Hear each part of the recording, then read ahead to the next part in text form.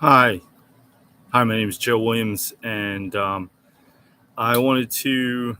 Oh, first of all, I work as a licensed clinical social worker in New Jersey. I'm licensed in New Jersey and Pennsylvania. And I just want to say at the outset that I believe in freedom of thought, freedom of expression, and freedom of religion. And,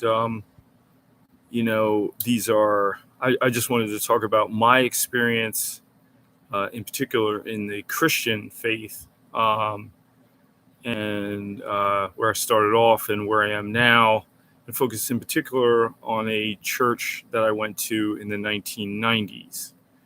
I don't exactly remember the years I was there, but I would say that I started off, I was an Episcopalian. I went to uh, a church called the St. Thomas African Episcopal Church. It's a historic African American Episcopal church founded by Absalom Jones and Richard Allen. And that was on 52nd and Parish. They've since moved out to City Avenue.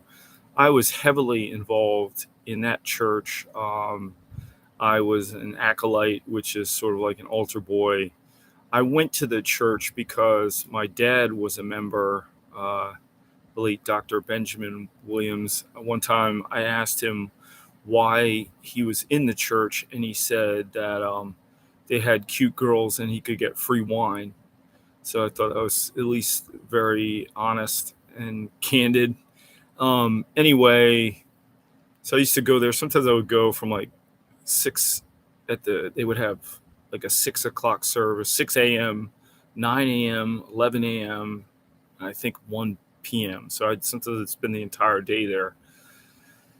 So then when I was in college, I went to Temple University, and I remember, I think I was a junior. I took a little long to go to college. So I think it was 1993, I want to say. And I was approached by some students, and they asked me if I wanted to come to a Bible study, I think. And it was nice to make friends. So I went. I liked this church because it was very multi-ethnic: black, white, Latino, Asian, pretty much everybody. And you think, okay, if there is a God, then certainly God would want all of his people going to church together. And also it was very diverse in terms of socioeconomic status. So you had people working class, uh, people who were very wealthy. I did notice later that it seemed to me, at least, that the leaders were living pretty nicely. Okay. This church, by the way, was part of the International Church of Christ. I believe it was founded by a guy named Kip McKeon. What I did like about this church is, first of all, it's non-denominational. That was another thing. I never quite understood why there were some 3,000 different kinds of Christian. To me, it seemed like if you're a Christian, you're a Christian. Okay. So they were very intense. Like they really studied the Bible, and they really took it seriously. I was really surprised by how well educated a lot of the people in the church were. Like there were doctors, people went to the University of Pennsylvania, Swarthmore College, Haverford College, summa cum laude, Penn Med students, law students, lawyers. There's a guy who's an aerospace engineering major 4.0. So I used to, and in fact, I remember one guy in particular had just received his PhD in organic chemistry from MIT. I think the church itself actually started on Harvard University's campus. So I never quite really understood Christianity or even the story of Jesus, but I figured, well, if they understand it, they probably know better than I do. And I think if there's any particular lesson that I learned is that it's okay to trust your own thinking. Because I would say it took me about 5 years. I finally did get baptized to the church. I'd already been baptized in the Episcopalian church and confirmed, but I did it again. Third time's a charm. Although it was a different kind of baptism, they insisted on immersion, right? So, and they were very heavily interested in evangelism. They were accused of being a cult. I think 2020 did a show on the International Church of Christ, and I think former news anchor here in Philadelphia, Beverly Williams, also came out to the church one time. And in my opinion, Christianity in a way is a cult, because I believe the definition of a cult is the zealous following of an individual, namely Jesus, right? So, okay. So eventually, the more that I read the Bible, I started having more and more doubts. I had more and more questions. And I remember at Temple, I was taking a course called Critical Thinking, Writing and Critical Thinking, with a guy named Peter J. Muckley. He was a guy, he went to Oxford as an undergraduate and was getting his PhD from Temple. I think he met with us maybe 4 times.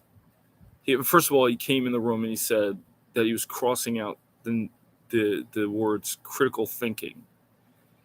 And he said, if you don't know how to think critically, I'm not sure that this course is going to make much of a difference.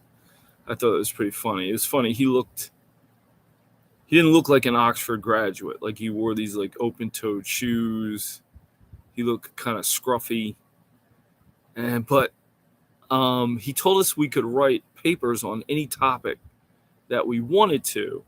So I tried in my class for my paper to prove the historicity of Jesus. So I looked, and I was really surprised that there really wasn't that much there. I remember I kept taking out this book by Albert Schweitzer, and then I think I read Josephus and some of the others, and it was kind of scanty. There really wasn't much there. So he wrote me a note. He read my book. I think he gave me a B or something. And he said that there was a little bit of old Tom Aquinas with me, and that I did a good job of trying to prove the historicity of Jesus, but there was not much evidence. I've been out of church since, I guess, about 1999, and now I look back on it, and I can't believe I was actually ever a Christian. Recently, I used to read, Richard Dawkins' book, The God Delusion, and I was a fan of Christopher Hitchens before he kind of went right wing right after the Iraq War. Then he transformed into this kind of anti-theist. But recently, I've been reading the work of Richard Carrier, a guy I wouldn't mind interviewing, actually, if I could really get this YouTube channel with interviews. I have one so far, but anyway, he suggests that Jesus probably didn't even exist, and in fact was a Jewish adaptation of previous myths, starting off with Inanna, and I think he talked about Romulus, but there's several elements of the story of Jesus which appeared in other dying and rioting cults, and he also suggests that Jesus may very well be a sort of a remake of Elijah and or Moses. It's kind of fascinating to me. He also argues that only Mark is original, but even Mark wouldn't have been around during the time of Jesus. And that his argument. Now I have to, I mean, Dr. Carrier has a PhD from Columbia University in early Christian history. I don't, but so I mean, I certainly can't take the time out to reproduce his research, but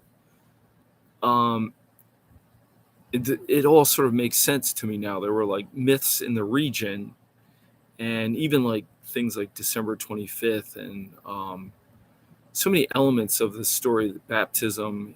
He argues that Jesus was initially a celestial figure. He has a book called Jesus from Outer Space. And then he was euhemerized, sort of like Uranus or Zeus, where in order to give somebody more credibility, you make them a historical figure, right? And so that I realized long after I went to the church. But it was really strange in the church. Like homosexuality was a sin. I started to question that. You have to go through. You can only date people in the church. I think that was another rule. I remember I wrote a list of about 50 questions that I had about, basically from Genesis, were Adam and Eve, are we all inbred? Science. And another thing is, I remember one of the guys in the church, he was a summa cum laude 4.0 student from Harvard College. He was a Penn medical student at the time. Now he's a physician.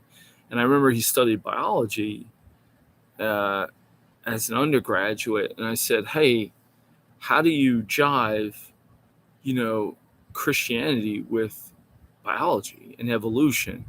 So he said, stop asking me stupid questions. And he just kept going. And then the guy who had the PhD from MIT in organic chemistry, he said that at MIT, he felt that the students were so far advanced into, he said, like, than the general public. They were like 25 years into the future. And he thought the future looked very frightening, and Christianity at least gave him some sense of stability, right? And there were people in there who had previously had substance abuse problems, and they felt as though Jesus saved them. I was listening to Bertrand Russell. He famously wrote a book called Why I'm Not a Christian. And first of all, he doesn't think that Jesus was the greatest of all humans. I think he said Socrates, and I forgot who else he would put on the list. And one of the reasons he didn't think Jesus was the greatest of all human beings was because of hell, right? Because Jesus is very clear. First of all, if you accept that Jesus existed, right, which I don't think so personally. But even if he did exist, Bertrand Russell is saying, wait a minute, let's really take a look at this guy. He's basically saying, like, look, I love you, right? But if you don't love me back, you're going to hell. And I remember sitting in church. I think I'd already been sort of a fan of Bertrand Russell's and reading his books already, but I just thought about hell. Everybody else is singing about going to heaven. I would think about all of the people I've known who are in hell. Personally, but if you look at historical figures, would Gandhi be in hell? Albert Einstein? How about him? but then Jerry Falwell maybe would be in heaven. So all you need to do is accept Jesus's, um, you know, sacrifice, and then you go to heaven. You don't really have to do anything. Um, you know, I would also say that you know the Christian story goes sort of like this. I think so. Eve ate the fruit from the tree of life, and then for wanting to have knowledge, she was cursed. And not only is she cursed, and she and Adam are made to wear clothes, and then somehow they had Cain and Abel, and then from them came the entire human species. So we're all sort of inbred anyway. So they're all punished, and the only way to save humanity is for God to have His Son brutally murdered, and He also has to be married. He also has to have a baby with a virgin, because that would make Jesus pure. And then you don't really know much about Jesus. You know about him as a baby, and then there's no Gospels covering childhood through his teenage years, although apparently there's many other Gospels. They just haven't been included. And I think there's 3 years of his life included.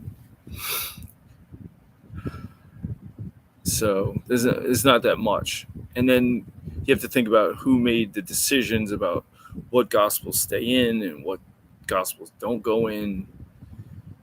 I understand the church. It was a pretty fast-growing church. I mean, as far as churches go, I mean, I guess it was one of the better churches. I remember one time, however, we had a men's group, and I forgot the guy's name, but he's a pastor, and he was saying that there was a problem with lust. That was a big sin, and that is a sin that Jesus talks about. I mean, supposedly Jesus was completely asexual, right? He said, don't even look at a woman lustfully, right? And so this guy said, you might as well, if you're going to masturbate, you might as well just masturbate directly into the Bible, because that's what you're doing anyway. God's watching you. So there's a lot of, you're not doing things because they're simply the right thing to do. You're doing things because you're under surveillance. You're doing things because you're going to be punished. Even if you look at, I think it's Kohlberg's hierarchy of morals, right? The highest level is sort of like you just simply do things because it's the right thing to do. And now I would also like to say that psychology seems to be moving in the direction, or at least some of us, I certainly am, of the work of somebody like John McKell, right? He's over at Georgetown Law School. He wrote a book called Elements of Moral Cognition, right? Where he is looking at the work of Noam Chomsky and John Rawls. And I believe, if I understand him correctly, he's arguing that morality it doesn't come from religion. It really comes from, it's sort of innate, and I would say it's also universal, because human beings are pretty much the same anyway. So I think the idea that we need Christianity or Judaism, and Richard Carrier actually also argue. I mean, he's not really an expert in Judaism, but he goes on to say that the patriarchs of Judaism are also mythological characters. And that Judaism is really a lot of adaptations of previous mythologies in the region. So, I mean, I do find it fascinating. I find religion absolutely fascinating. And I would simply encourage people to, if you're going to have a holy scripture, read it, understand what you're uh, purporting to believe in from cover to cover, even though I didn't read it from cover to cover. Actually, I couldn't even really get through Genesis and take it seriously, to be honest with you. And then, read the other religious texts as well. Read the Bible, read the Quran. I'm talking about billions upon billions of people are influencing by these books. So check them out and trust your own thinking, and really think critically and scrutinize whatever you read. All right. Thank you. Take care.